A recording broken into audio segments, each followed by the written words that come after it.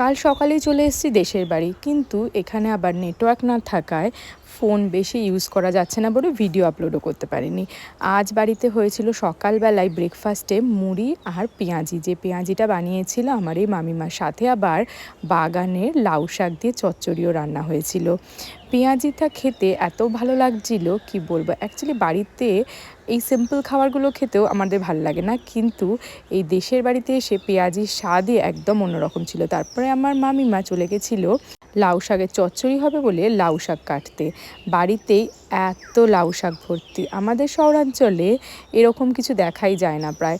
ছাদে বাগানে মাঝে মাঝে দেখতে পাই, কিন্তু এরকম পুরো ভর্তি লাউ শাক কখনোই দেখতে পাই না। আর আমার শাশুড়ি মা যে আলুটা কেটে দিল সেটা কিন্তু আমার মামা শ্বশুর চাষ করেছে, মানে চাষের আলু। আর বেগুনটাও ওদের বাড়ির কাছেরই বেগুন, মানে বাড়িতেই সব কিছু পাওয়া যাচ্ছে।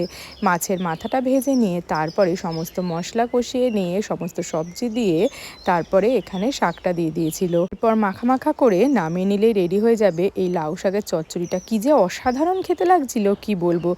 আবার এই দেখো রিও হাতে একটা ছোট্ট বালতি নিয়ে চান করতে চলেছে। রিওর আবার এখানে এসে প্রচণ্ড ভালো লেগেছে। আর আজকে দুপুরের ভাত খেলাম কলা পাতায়।